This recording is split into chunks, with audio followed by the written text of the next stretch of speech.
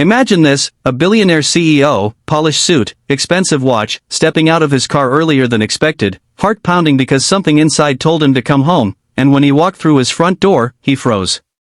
He couldn't believe what he was seeing. Before I tell you what happened next, make sure you hit that like button and subscribe to the channel, because this story isn't just surprising, it's emotional, it's powerful, and it just might change the way you see people forever. The story begins with Adrian Knight, a self-made billionaire CEO. To the world, he was power and perfection, the man who built a global company from scratch, the one everyone admired, envied, or whispered about. But beneath the surface, Adrian was empty. His wife had passed away years ago, and though he drowned himself in business and endless board meetings, his mansion was nothing more than a cold, echoing box. That day, after a brutal investor pitch, Adrian cancelled his next meeting and told his driver, "Take me home. I need to be home." Something tugged at him, an ache he couldn't explain. And when he stepped inside his gates, the last thing he expected was laughter, real, deep, heartfelt laughter echoing from his backyard. Adrian frowned. His staff never laughed like that, not in his house. He pushed open the sliding doors, and there it was, his young daughter, Bella, spinning in circles with a man he'd never seen before. The stranger was barefoot in the grass, holding a tray of cookies, while Bella tugged on his hand, begging him to play tag. Adrian's chest tightened. Who was this man?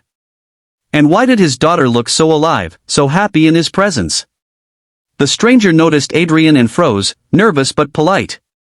"Mr. Knight," he said, setting the tray down carefully. "I'm Daniel. Daniel Hayes. Bella invited me." Adrian's mind raced.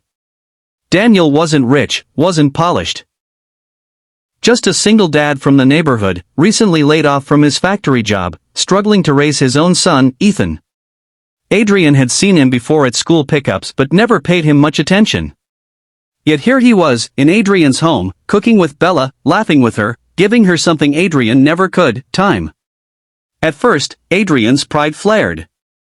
He felt intruded upon, even embarrassed.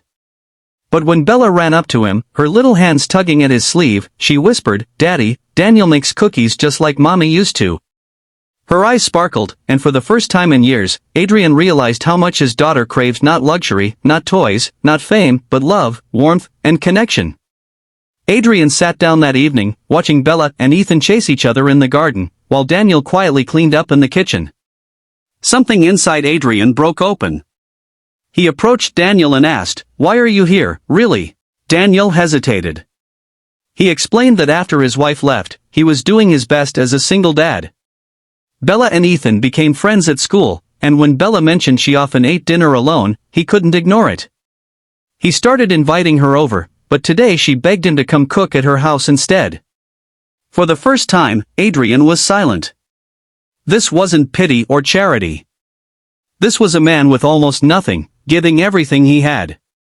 Over the next few weeks, Adrian found himself arriving home earlier and earlier. At first, he claimed it was coincidence. But really, it was because Daniel had quietly become part of his world. He taught Adrian how to flip pancakes on Sunday mornings, how to slow down and listen, how to laugh without checking his phone every 2 minutes. And most importantly, Adrian watched his daughter bloom, her giggles filling the mansion, her drawings taped to the fridge instead of tucked away in drawers. Of course, challenges came. Some of Adrian's business partners scoffed when they saw him walking through the park with Daniel and the kids. The media whispered, "Billionaire befriends single dad?" Adrian almost pulled away, ashamed of how it looked. But then he remembered his wife's words from long ago, "It doesn't matter what the world sees. What matters is what Bella feels." And Bella felt love. The breakthrough came one rainy night. Bella fell sick with a high fever while Adrian was stuck at an airport during a cancelled flight. Panicked, he called everyone, but it was Daniel who stayed by her side, cooling her forehead, singing lullabies, refusing to leave until Adrian finally rushed home. When Adrian burst into the room, Daniel stepped aside with tears in his eyes and whispered, "She needs you, but until you could get here, she had me." That night, Adrian hugged Daniel like a brother. For the first time, he didn't see status or wealth or pride. He saw a man who knew pain, who understood love, and who had given his daughter something Adrian could never buy. Months passed. Adrian began involving Daniel in more than just family moments. He helped him find stable work through his company, not as charity, but because Daniel's resilience and kindness deserved it. Slowly, the two families blended, dinners together, school plays, late-night talks about life. The mansion wasn't cold anymore.